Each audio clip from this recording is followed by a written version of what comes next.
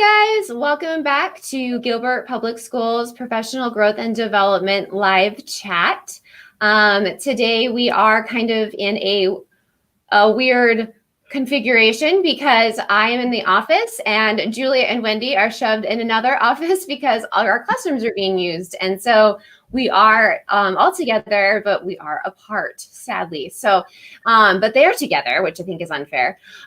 So anyways, we are doing a live chat, which is a Q&A, but we're also going to talk about some strategies based on questions that we have received from direct messages, emails, and then just some things that we've seen or heard from people on social media. So we've got questions to answer, but if you have questions that you would like answered, please put them in the chat and we will look for those and try to answer them as we go along. So I am Britt Bingold. I am an instructional specialist in the professional growth department. And these lovely ladies are usually in the office with me. Go ahead and introduce yourselves. I am Julia Salsi. I have the privilege of working alongside both of these ladies, even if only one virtually at the moment. And I too am an instructional specialist.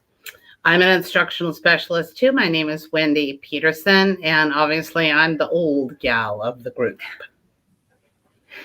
Oh my goodness. You're well seasoned. Seasoned, yes. As you can see, guys, below the bottom of the screen, we just want to remind you that you have access to us through a lot of different places. And so sometimes that can be really confusing. And so what I've tried to do is I've compiled everything that is our department under one link, and it's called a link tree. And so if you have that, you can see it, it's on the bottom. It is linktree /GPS PGD. But we're also on social media. So we've got Instagram, Twitter, and our Facebook. And I have to say, out of the three, our Facebook group is probably by far my favorite because it's super interactive. And we do post fun things on there, but also we do post educational things. Julia does like a strategy of the week. Mm-hmm. Which has been really awesome. And then we post silly things on there. I taught Wendy the other day how to use the predictive sentence feature on her phone, so she could fill in one of the little goofy Halloween things that we were doing for the week. Wendy, who did you teach this morning how to do that? I taught Julia how to do that. Right? So Linktree, teaching tree. Yeah, it was very exciting for all. Everybody is getting into the technology and it's fun. And those have been hilarious, actually, if you've read through them. And it shows kind of how you use your phone, that predictive sentence. And some people's are really kind and others are so weird.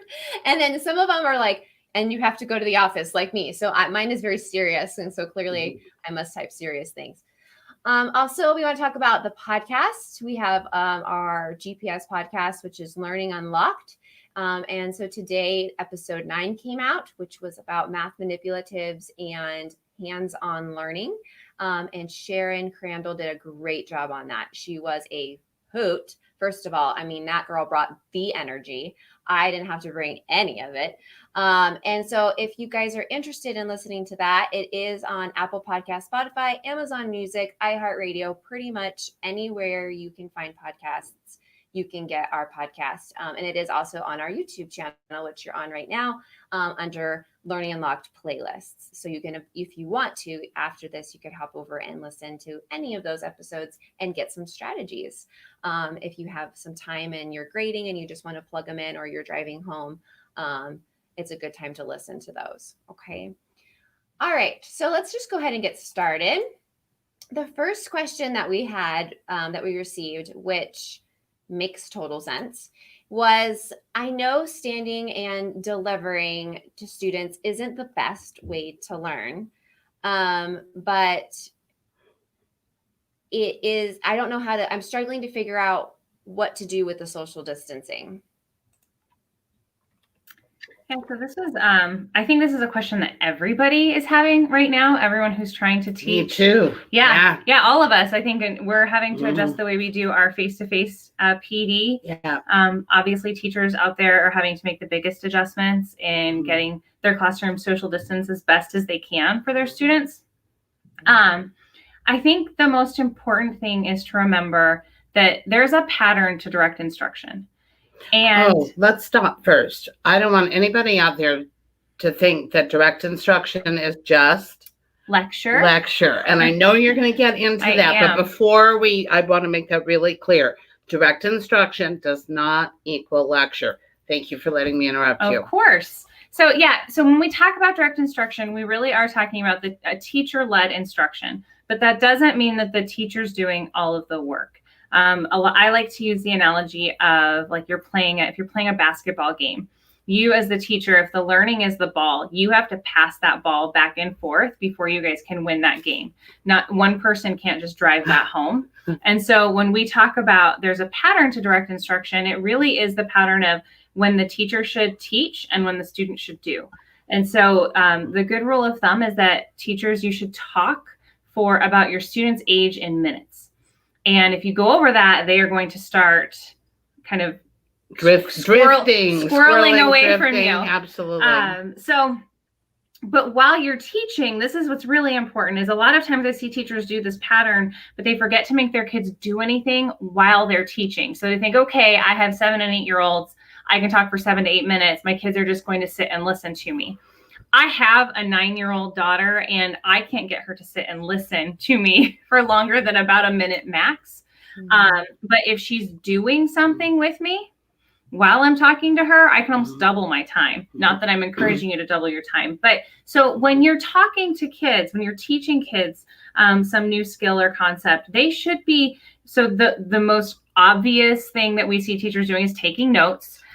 So at least they are writing, but you can do a lot of different things. Instead of notes, you could say, hey, jot down what you think are the 5 most important words in this next 7 or 8 minutes. And then it's just a few jot dots of things. But so you teach for about their age in minutes, and then you pass the ball. Okay, this is the important part. So you pass that ball to the students, and now it's their turn to apply that learning to some situation that preferably you haven't given them so that they can have that productive struggle. But if nothing else, they've got to apply that knowledge in a hands-on, concrete way. And so that can be in the form of a new task of writing to learn. This could be in the form of sketch notes, which is a lot more, what's my word? Contemplative than, that's a good one, right? That was a good one. That's it. I'm done. Monday. That's it. Like I've contributed to the live. That's awesome. So so it makes them think more. And if they're thinking more as they're creating these sketch notes, they're making meaning. And that's the important part, right? We make meaning before we teach. We get our head around what it is that we're doing. But sometimes we catch ourselves talking too long and we don't give the kids a chance to make meaning of what you've just given them. Sort it away. So you can do sorting and categorizing. Anything that you can do with easy manipulatives like cups, torn pieces of paper. There's a lot of different things out there. But ultimately, the pattern is teach for their age in minutes, have them do something concrete while they're listening to you, and then delve into that active learning, applying or making meaning from that. And that doesn't have to be a big task. That could just be 2 minutes. And then they're back to you again. So that's really the pattern. Pass that ball back and forth. And you'll find that you're not just standing up there delivering anymore. And I know one of the things that we've talked about too is how whole brain teaching has a great spot in direct instruction. And I'll let Britt talk a little more about that one. Yeah, I mean, I think that's the perfect opportunity when you pass that ball, right? Sometimes even that, it's good to have them doing a lot of writing. I feel like when you're talking, I feel like I process better when I'm doodling or I'm taking notes or whatever. And if they are socially distanced as much as possible in your classroom, it's really hard to have them do any group work right now. And I think that's what a lot of teachers are struggling with, right? I'm just standing there and I used to do all this collaborative stuff and I just don't know what to do. Well, with whole brain, then you pass it to them. That pass can be a quick 2-minute, okay, clap, clap, teach, right? And then they can turn after you've done maybe some mirror words, right? So like Julia and Wendy, mirror words. right? It's like Simon says. I know. Direct instruction Direct instruction is about passing the ball passing the ball back and forth between the teacher and the student. Teacher and the student. So like even just that, what I did is just sit there. Then what I could say is teach, and they could turn to each other right now. And they could do all those motions of a key term that you just discussed. And even if they don't want to get close to a partner, what I've seen some teachers do is they've had like the north wall teach the south of it, like the north of the room teach the south of the room. And so they're not directly looking at somebody, or maybe they make eyes at a partner across the room, like, okay, you're my south person, you're my north person, but they're still teaching, and they've got those big gestures, and it's movement, right? Which is what we want. Even though they're in that social distanced area, we still can get movement, I think, in with that. So I think with the whole brain teaching, that's something they can do. Mirror words and teach okay are super easy to incorporate in that passing the ball direct instruction model. Yeah. So I've been working with a couple teachers already this year, one-on-one. And one of the things that I've said is become more aware and ask yourself, what are the students doing? So if you've gone 5 minutes or 10 minutes and the kids have done nothing, that's a major problem. And almost always that's when we have management issues. And we always hear from teachers who, I need help with classroom management, and they want a management plan. But really what they need is to think more about what are students doing. Yeah, so, for sure.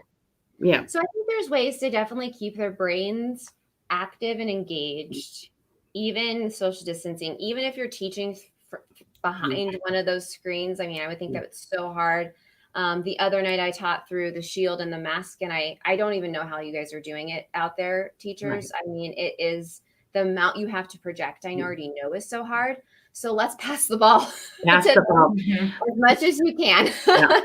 So even one of the most simple things that comes to mind that we all know to do is to give students think time.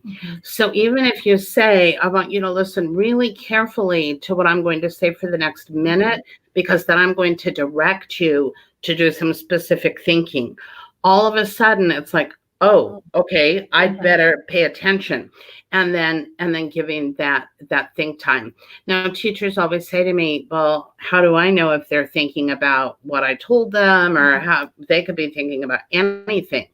And I remind teachers that, yes, of course, that's true. However, when we direct people to think something, we almost have to fight harder to not think about it. And so the example I use when I'm teaching in person is, do not think about pink elephants. Almost all of you right now have pink elephants trotting through your brain. I have like the Dumbo ones. Right. And even if you're trying to push that elephant out, it's there. So to say to students, okay, here's a problem. I want you to think about the answer. They almost have to work harder to not do it. And that is a really simple way. The more active, the better, of course. But it's a really simple way to keep students a little bit more engaged, to be very directive with what you want them to think about or look for or listen for. Yeah. I think that's a good transition to our next question that we had, though, Wendy, because like I thought so too. Because here's the question. I feel like I'm constantly having to think about pandemic-related things. Like, are they washing their hands? Are their masks on? Do they have a shield on? I mean, what is it a break? When are we having lunch? Like, all those pandemic-related things that they're constantly worried about. Do I need to send this kid to the nurse? What symptoms are they having?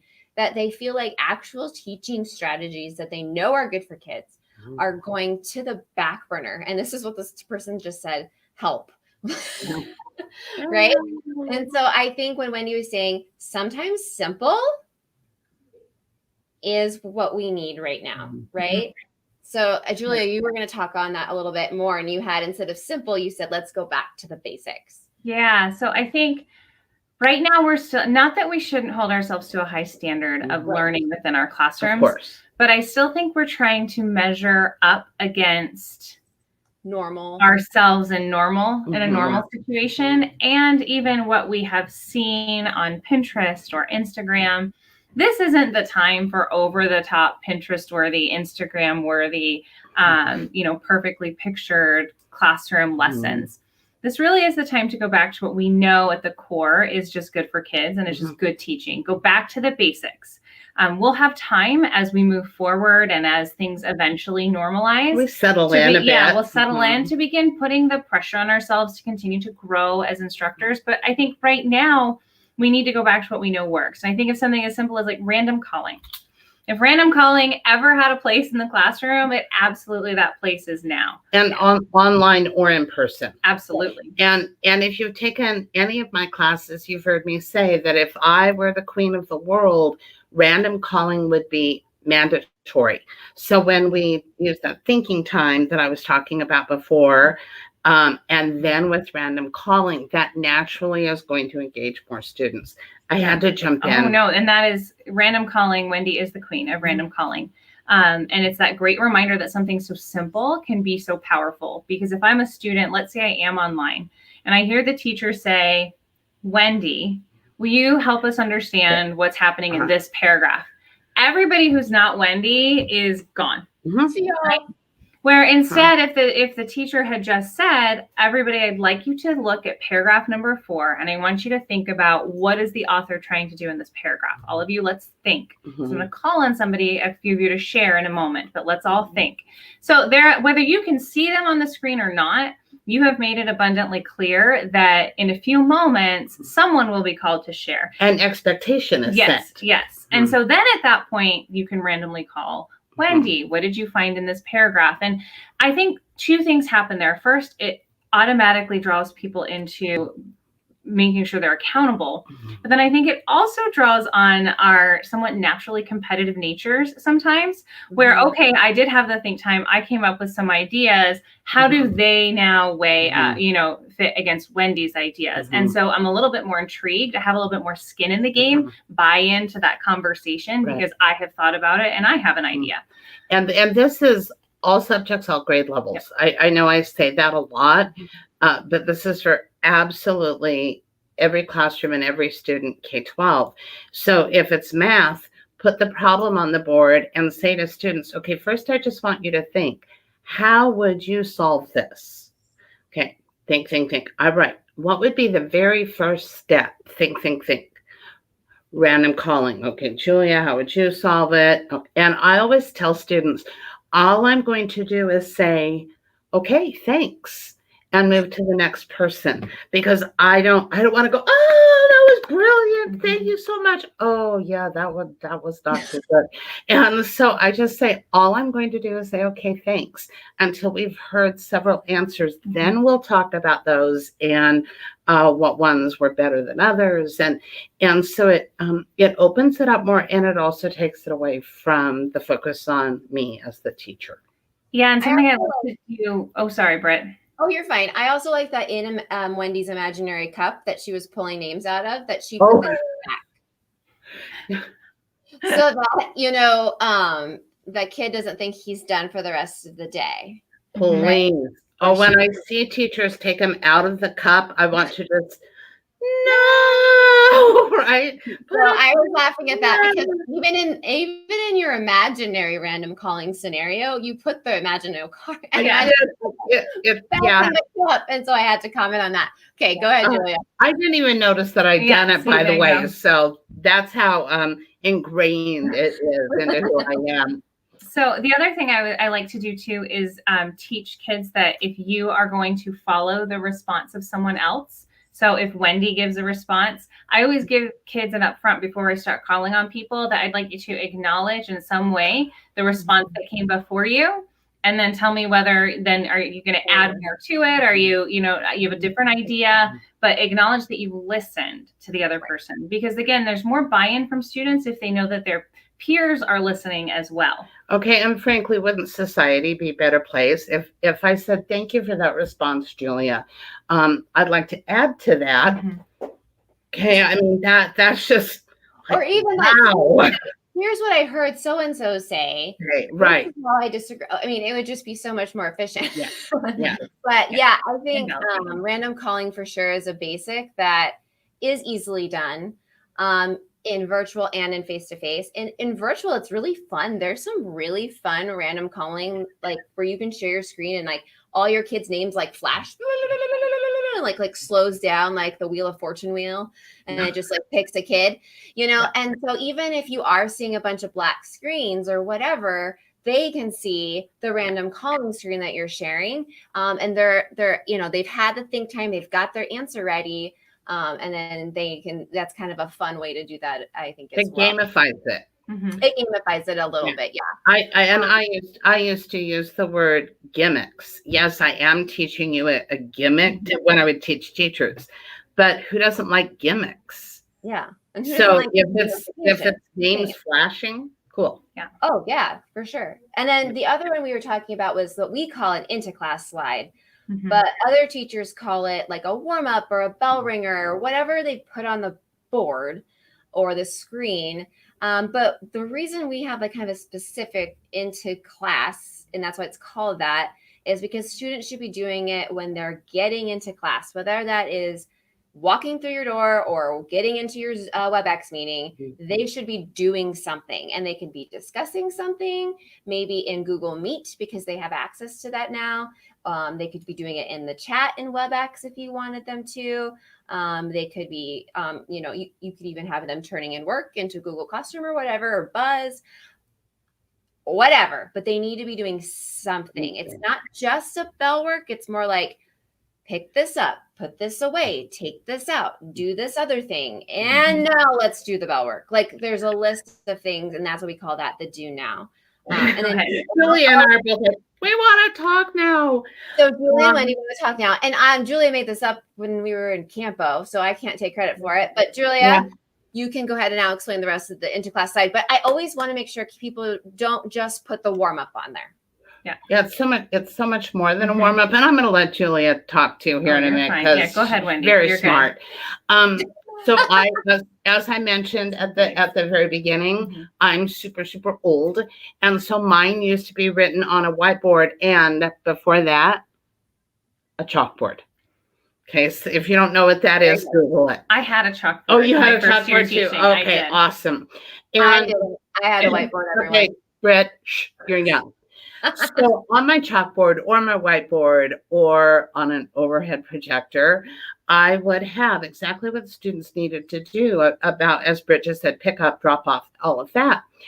I am stunned still when I go into classrooms and see teachers handing out papers one at a time, or in the middle of class, they say, oh, okay, now you need to get out this paper, that paper, your highlighter. And then 10 minutes later, as the kids are going through their stuff, I'm like, no, that should be on their end of class slide or on the board or something. You need to drop this off, pick this up, have this out so that you're ready to learn. More than a warm up. Thanks, Julia. Yeah, it's not even about what's there as much as it is that you're setting the tone for class. It tells students, is this kind of my free reign time, right? Or do we, if you have something for them to do right away and the expectation is there, it's setting the tone for the class that this is a place where we learn and we go. My students would always tell me, they'd say, man, Miss Salty, when that bell rings, like we go. And so they would know, and they wouldn't come running in at the last minute. They would, they knew they needed time to set because the timer would start, and that was our into class. And so for secondary students, the into class is really super important, although I think also for elementary, and I'll talk a little bit about each, but we forget sometimes that our kids travel to different countries all day, whether they are physically traveling at the secondary level from room to room, right, or whether they are just all of a sudden shifting from, we're talking about the states and their capitals, and now we're talking about long division. Right. I don't. And I've been in those classrooms. And I'm like, whoa. How did we do that? And so those slides are meant to give the brain a chance to go to the correct box, the correct place, pull the right information. And so it's a transition and a tone setting as much as it is just your bell ringer. I've seen bell ringers, and that's all great, fine and dandy, but this really has that transition. Much more. And it, when done really well, it transitions their thinking in a way that takes them to a different place. Right. If you've taken our classes, we use them often at the beginning of class. My class this afternoon, I have an end of class slide. Yeah. And we also use, you should be. I think that was one of the things when we've gone into, or I've seen a couple of classes happen where the kids are they're coming on live and the teacher's just there, hey guys, on the screen, greeting them hello, which I think that's important. Absolutely. But I prefer to see the shared screen. They come in and the teacher's voice is, hey guys, I'm so happy to see you. On your screen, you can see you should be doing this, and this. Let's go ahead and mute our mics. Let's go ahead and blah, blah, blah. And that teacher is really showing the students, even in a virtual environment, I have control. Like, I know what I'm doing. I'm competent. I'm credible. And so the kids are much more willing to behave, listen, and learn in that type of environment. So I think we also want to have some type of draw into on that class side, something that opens up their curiosity and then switches their brain from algebra to English or whatever they're doing, or maybe math to science. It kind of is able to like, oh, okay, different thing. You can use them every day and be consistent. And then if they're well trained enough, you can be at the door greeting them, which is nice. So I always greeted my students at the door every single day. I mean, your elbow now. With that, elbow greeting, right here. Model it, Julie. We got to model it. There we go. Nice. Always greeted my students at the door every single day. And then they would come in to the end class directions. And then I could go to my computer, take roll, talk to the student who had been absent. I would also check my emails. I didn't answer them unless there was something urgent, but I was able to get in my mind, okay, Susie's mom emailed, Johnny's mom emailed, ooh, there's a priority email. Oh, my principal wants to see me after school, and I could jot a note so that by the end of the day, I didn't have this string of emails. And I could do all that because my students were working on whatever I'd put out for them to work on. It bought me time to greet them, and it bought me time to do a little bit of business. And they knew, I'm sorry, I have to talk. They knew not to disturb me unless they were bleeding. And then the other thing, and I'm sorry I have to say this, but I go in so many classrooms and the teacher has a warm-up or something, and here she stands up to explain it. Okay, that defeats the purpose of an end-of-class slide if you have to stand up and explain it. Now, at first, they have to be taught the process. I get that. I'm talking, it's April, and the teacher's still standing up going, don't forget that you're supposed to pick this up and drop this off and have this out. And okay, no, this is what buys you time, is training them to use that end-of-class slide so that you can greet them and so you can take care of business. The first few minutes of class. And while we're on pet peeves, don't give a warm-up that lasts 30 minutes. I've seen that too. That is not a warm-up. That's called class. Yeah. Okay.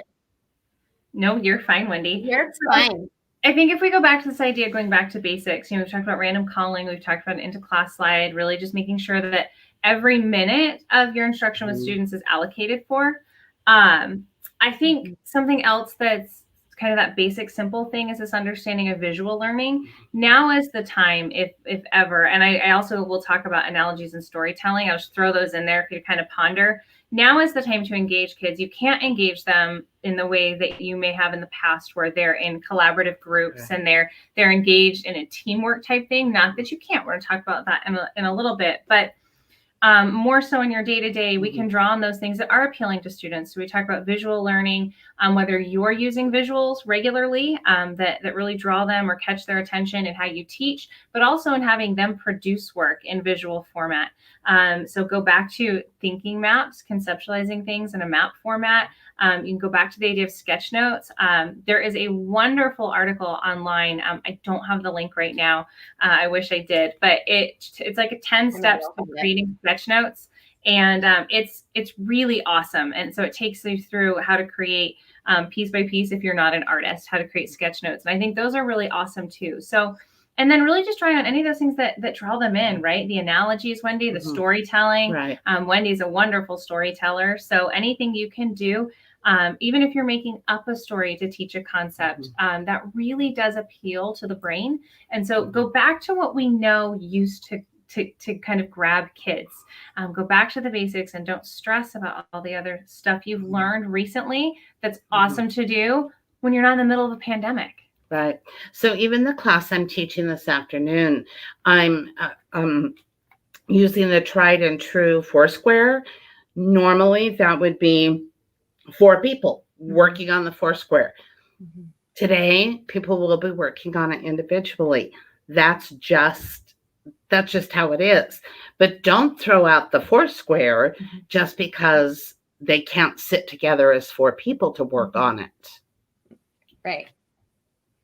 Yeah. And I think, and you can even do a Foursquare digitally too with a Google slide or a Jamboard or something, and then they can all collaborate and you can still have teams. They're just working.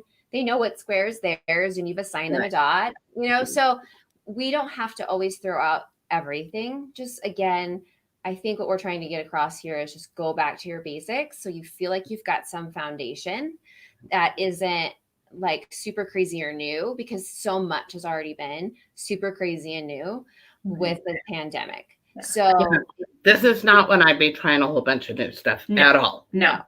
And I think we wanted to when it was in spring crisis. We were like, okay, I got it. I can learn all these new things. And I think we learned a lot of great new things. But just now stick with those and then go back to just good basic teaching.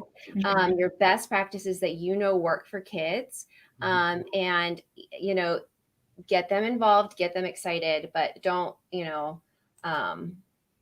just feel like you're just we don't want you floating and feeling like you're just not being successful. You are being successful. Even on your worst day, those kids are coming to you and you are teaching your butt off, and we appreciate it. And don't feel like that. Our next question was, my online discussions are so flat. The kids are muted. Their videos are off. Everyone just feels weird. I am tired of teaching to tiny little black squares. How can I fix this? So Wendy, she's like, I don't know. Are you offering something up, Wendy? I'm out. No, I'm out. Well, first, we can't fix the black squares. Okay, Right. that is most likely a bandwidth issue and a technology issue. There's just sometimes you have to turn off the cameras in order to keep all the students online, so it's not using up as much space. So that's not fixable. So how do we continue to engage students and teach students to engage with each other? Britt's going to give you some great resources in a minute. But I just thought of something as we were kind of shifting into this idea of discussions. One of the reasons discussions fall flat with kids is we forget to teach them how to discuss. Oh, yeah. Right? Yeah. Okay, that's not just online. Okay, that's everywhere. Yeah. So when let's say you're posing one of your essential questions and you're wanting kids to reply and respond to each other. Let's say the cameras are off, you're not having success. You jump into Google Classroom and you pose a question and you say, okay, read and reply to 2 or 3 people, and then reply to 3 people who replied to you, right? And so you set those parameters, and then you get these really awkward, weird responses that don't have any depth to them, don't really address the question. Instead, it's super easy. Give them 5 sentence frames to choose from. Give them a sentence frame that initially I thought that blank was blank. However, when I consider blank, I realize blank. We're huge with sentence frames. Yeah. They're all over online. If you need them, email me. I'll send you some. Very important. And then, of course, some of them will say, I respectfully disagree with what piece, right? I just respect. Sometimes I've seen teachers use that, like, oh, I respectfully disagree. So then kids they kind of becomes this cheesy response that they have, but you got to add more to the frame. I respectfully disagree with blank when blank says blank because I believe blah, blah, blah, blah, or I've seen whatever. So I think our discussions will go up a notch if we just spend some time teaching them and giving them the structures that they need to converse academically, because that is what we're asking them to do. We're not asking them to like have a text chat forum with their friends, because that's a completely different type of language. And half of it I don't understand. But what we're asking them to do is have an academic conversation, and you have to give them the scaffold to do that. And this isn't just, remember who's talking. This isn't just for the big kids. I've seen little kids have wonderful discussions because the teacher has taught them using some sentence frames for them to practice. And maybe they're all using the very same sentence frame for a while. It doesn't matter. They're still referencing the person before them. They're still referencing the text or whatever they were. Could be a picture, the whole visual learning, and then they're learning about how to have a discussion. So even littles can do this. Well, and I think you know, I would be really perplexed at what to do with a bunch of just watching black screens. Like, you're teaching your heart out and you've got nothing. Like, there's no reaction. I would be so used to teaching, and you feed off of the kids' energy and the kids' faces, and when you're losing them, and when they're engaged. And if they're just black boxes, like day after day after day, I could see how that could be extremely disheartening and difficult. And so even if once we teach them how to speak to each other, Betsy Podash, she is from Spark Creativity. And I put the link in the comments, but she has a free silent discussion template that uses Google Slides that the kids can work on together. And you can use a randomizer, and it just basically puts kids into teams, and then they have silent discussions that you then as the teacher can jump over from out of the WebEx into the Google Slides. And I think just having, Suzanne just popped in. Hey, Suzanne. So I think just having them be able to move into a different area, whether it's Google Slides, we talked about, what was the one we other talked? Oh, just even a Google Doc, right? And then Google Meet, right? And then don't forget to use your WebEx breakout rooms. I think a lot of people are forgetting to use those as well. And then one of the main things is with the black boxes, David Stewart Jr. has an article that you can Google. It's called Moments of Genuine Connection. He calls them MGCs. And what he's done is he's pulled kids in because of the bandwidth issue. He's pulled kids in and said, okay, you three randomly, I'm going to let you into the room before the rest of the class comes in, and we're just black boxes. And then he has them turn on their cameras, and he can talk to them about whatever. We're just making connections with students, the type of thing you would typically do walking around and just talking to kids, right? Or as they walk in the door. Or as they walk in the door, right? What are you interested in? Oh, I see that you like this video game. How's that going? Or whatever it is.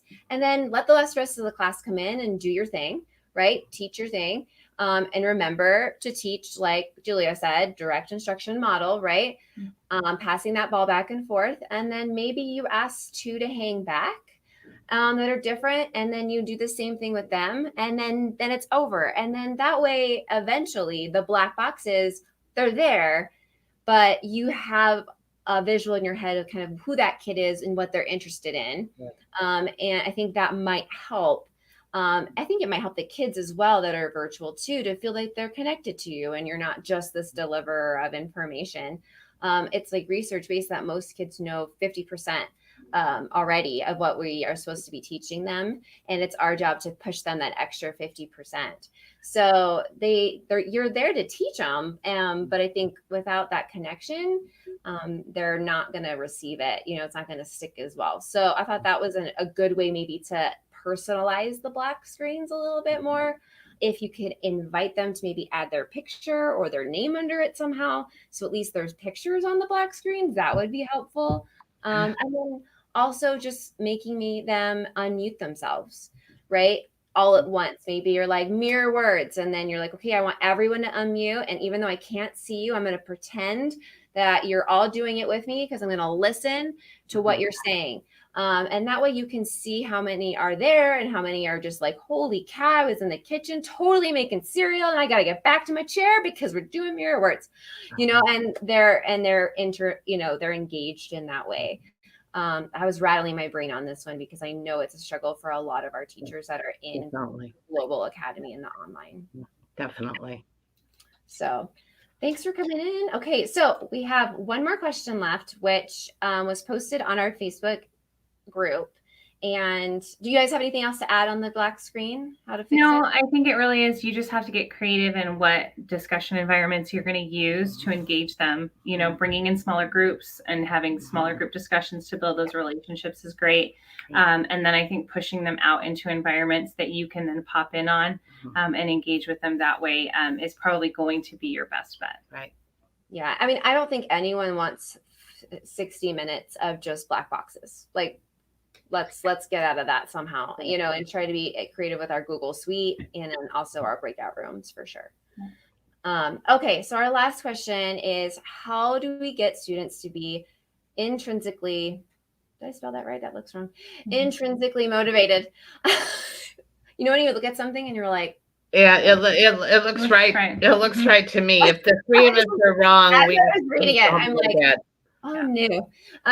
Because I think when we have kids in groups cooperatively learning, there is a lot of gamification that what did we do all last year, ladies? We were like the preachers of cooperative learning. Like, this is how we kids, like, you know what I mean? Like, and they're going to be extrinsically motivated because they're going to want to be part of their team. And now you've got teachers that are like, oh my gosh, I can't get them to do anything. Like, they just don't want to do anything. And we have to have some ideas on how that can be started. And I think it needs to grow. I don't think it's necessarily something that, just happens right away. What do you guys think?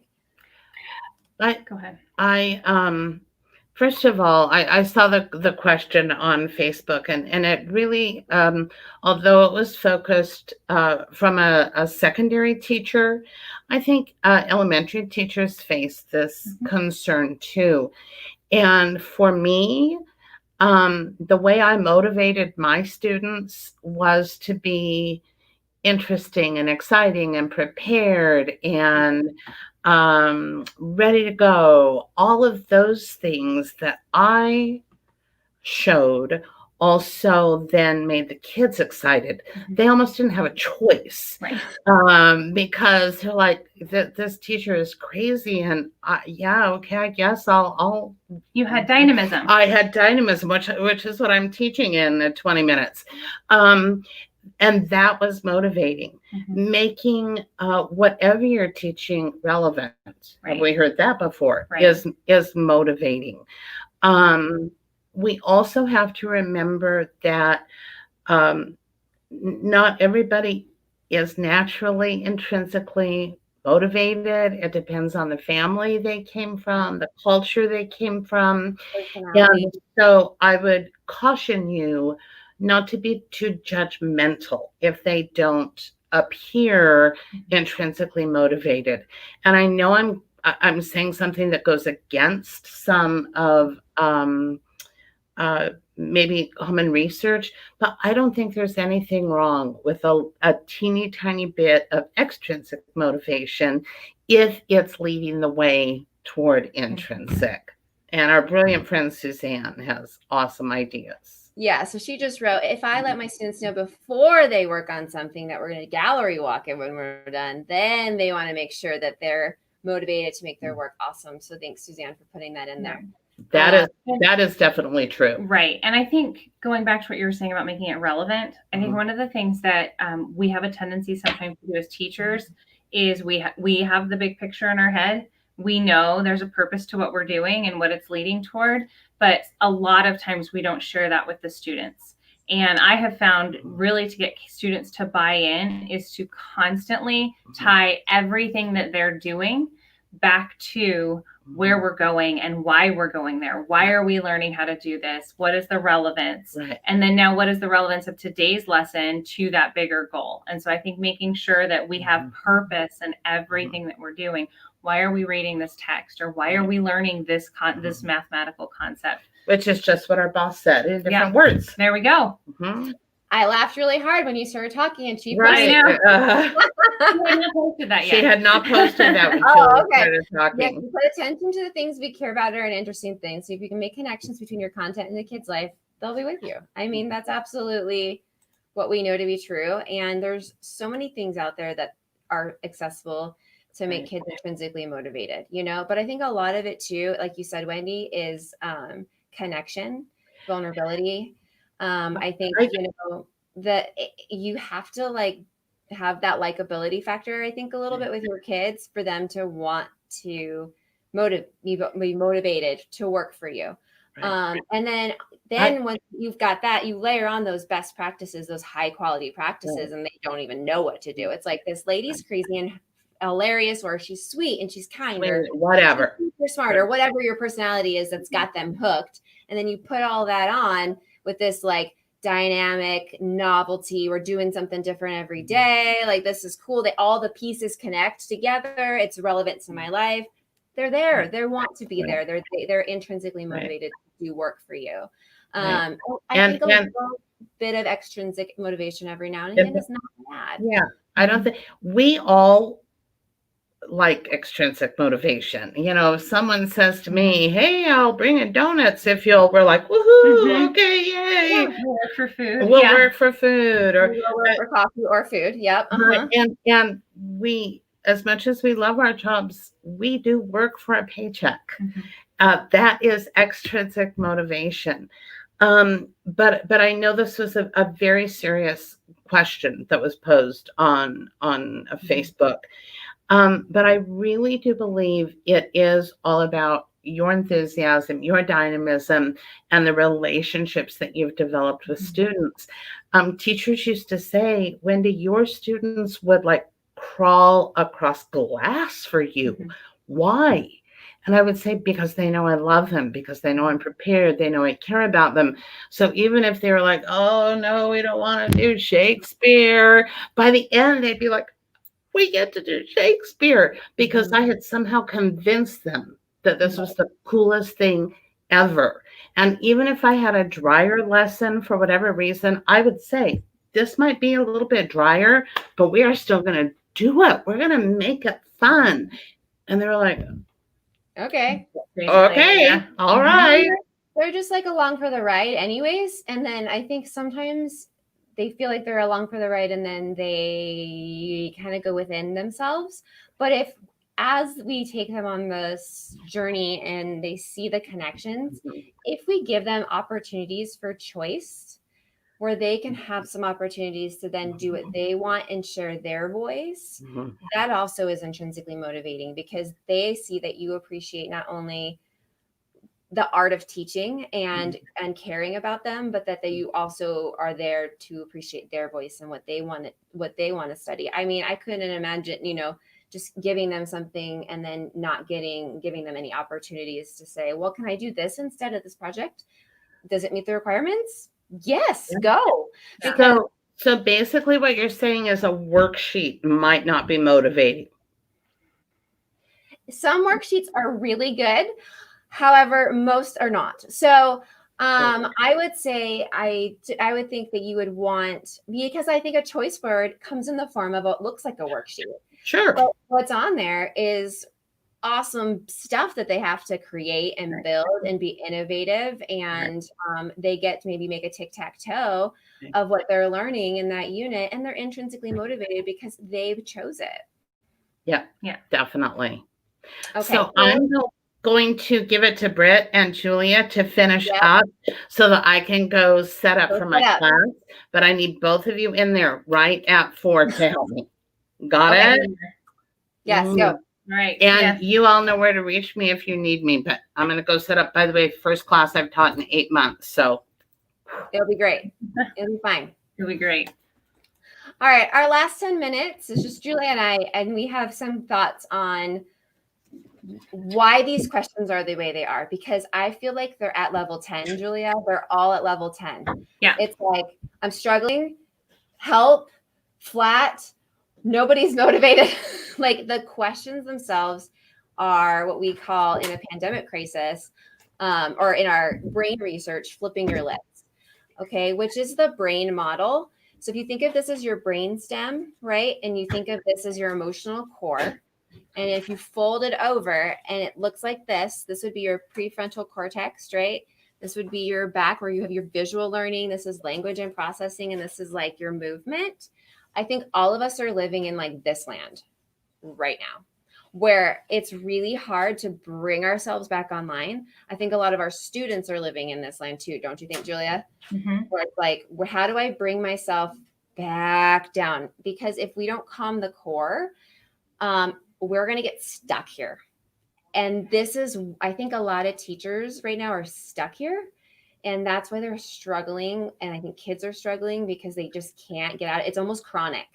Well, and I think when we talk about the students, the kids, I think they're stuck there because they're surrounded by adults who are chronically stressed out right now, which then just by association has them closer to level 10, closer to flipping their lid than they might normally be. Because I know my kids act completely different on mornings where I am like stressed and rushing, versus mornings where we are, you know, I'm calm, I'm relaxed. And I think it's the same way with our students. Even in our classroom, we could very much be giving off this very stressed vibe to our students. And we get it.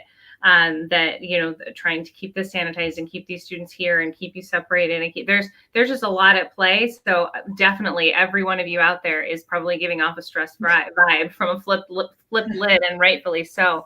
But our kids are going to feed on that too. So we're all in that crisis mode right now. So I'm reading a book. I should have it because I don't have the title. I don't have the author, but it's called Burnout, and it's called Breaking the Stress Cycle, and the Art of Breaking the Stress Cycle. And it's been fascinating. And so I'm creating a class off of it. And I think for the last few minutes, I think it's important for us to talk about what teachers and students can do to not get stuck or to get unstuck, maybe. And one of the main things we talked about was physical activity actually is the number one thing. And we're not talking about like go on a mile run. Okay. I could not do that right now. But like Julia and I and Wendy, we do in moments in the office or wherever, we'll go for a walk. And if even just walking will break your stress cycle down, okay, it will stop it. It will calm your core of wherever you're at. And you can dance, you can stretch, you can bike ride, you can scooter, you could do anything physically active that will help calm your core. So if you're feeling yourself be stressed in class or you're feeling it from the kids, have them do something that's physically active for a few minutes, just to calm their core and bring the lid down. Because if this isn't down, they can't learn. It's up. Okay. All they're doing is having that emotional sensor. But if they can calm it, then they can get all of this going. They can totally be with you cognitively. Okay. So the second thing is just breathing, which I think is something really easy to do. There is like, if you give at least 1 minute and 15 seconds of just focusing on deep breathing, how often do we just get it as deep as we can? I feel like we're in a society right now where everyone's just holding their breath. We're taking little breaths, and not to mention that we're masked on top of it. And so I feel like our breath is different and it's changing. And I think it's just even the way the teachers have to project to get their lessons out through a mask or through a shield is hard. I mean, even those shields, they are echoey and they hurt your ears after a while. And I could just see that being really hard. So taking a moment to just breathe, I think, is super important. And then positive social interaction. And this is not like, this is hard to do in a pandemic when you're socially distanced, right, Julia? Like they said, you know, in the book, even just saying, have a nice day to like your Starbucks barista can lower your stress level. You can break your stress cycle because you had a positive interaction with somebody. Even waving to your garbage man as they drive down the street, right? And they wave back. Those are some social positive connections that we make very easily in our communities that make our world feel safe and secure. And I think right now we're in a world that doesn't feel safe and secure because COVID is hugely impacting the way we function as a normal, safe, and secure society. So I think that those positive social interactions don't have to be necessarily like a group of friends getting together. It could be if you're all socially distanced. It's nice out. So now maybe we can all be in lawn chairs and just socially distance in a yard somewhere, right? But yeah, I think it makes you think that not all people suck, like you have these positive interactions, waving to somebody if they let you in the car and you're emerging, those are all positive social interactions that can actually break your stress cycle throughout your day and help calm your core, and help your students too. You can even talk to your students about that. Julia, do you want to talk about the next one, laughter? Yeah, well, I think it's just important that we take the time. Laughter is going to be one of those things that relaxes you automatically when you start to laugh about something. That is de-stressing. I actually think about my kids. This feels like it's innate sometimes in children, when they know you're angry. Now, granted, their motivations are different, but when they know you're angry, like my daughter will try and say something, and my son will try and do something goofy to make me laugh. Because if I laugh, then that's starting to close that lid. I don't stay as angry at them if they can get me to laugh. And so I think that's one of those things that helps us just really break from whatever emotional pattern we're on. And let's be honest, right now, we are all defaulting to a negative emotional pattern. When we wake up in the morning, that's really the default setting, just because of what's occurring, of being in the midst of this pandemic. And thinking about the holidays coming up and how is that going to affect all of that. There's just a lot to stress about. Yeah. So when you can do things like laughter, or as we're going to say in a minute, affection, anything that can break that negative, and going back to that positive social interaction, break that negative with something positive, you're going to even if just momentarily, break that pattern. And we want to think about that for our students. How are we going to help them have those positive social interactions? How are we going to get them to laugh? How are we going to model for them? And this is not just for our students, but those of you that are parents. How are you going to model for your kids how to break that negative emotional response that has kind of been put on default lately? Yeah, I think that, and that'll help calm the core about your whole family and your whole classroom community as well. And I like that the book I'm reading says it can't be just like, oh, that was funny. Like, I mean, it's important to be like, it's fine if you're looking through memes on your phone and you're like, oh, that was funny. It really needs to be like that deep, impolite, you're crying, you're laughing so hard.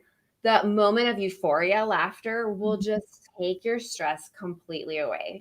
Like find a comedian to listen to on the way home. Find something that will just like, you're like, oh my gosh, it's hysterical, because it'll help you with your stress cycle. Dress up in an inflatable unicorn costume that your kids are paying. Oh, we have to post that. We're going to post that on our Facebook, right, Julia? Yeah, maybe. Julia has a blow-up unicorn for Halloween as an adult, and her daughter is a blow-up. Is it a horse or a unicorn? No, it's a unicorn too. Okay, and those blow-up. Oh gosh, and they were dancing, and it was hysterical, and they had that genuine laughter, and that broke that stress cycle. So anytime you guys can have that, that's wonderful. And then affection, it doesn't always mean physical affection, which I thought was interesting. It can be, but it also is just somebody that you like, respect, and trust, and you're able to chat with. That is affection. And so if you have a quarantine bubble, I have a quarantine bubble. Julia is part of my quarantine bubble, where we let our kids kind of interact because they've always just done so through quarantine, because we have those same practices of mask wearing and hand washing and things like that. So they're in our bubble. Try to have them, it improves your mood when you've got that affection between friendships or between people that you just like and respect. And what was recommended in the book, but obviously you can't do right now, is a 20-second hug, where you literally are equally pressing against each other for 20 seconds. And it's really weird. So my husband and I tried to do it the other day. We call it a stop hug.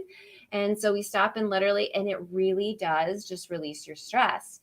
Now, if you don't have somebody to do that with, but you have a pet or something, or a stuffed animal works too, or your pillow, even hugging yourself for 20 seconds will reduce and cut that stress cycle.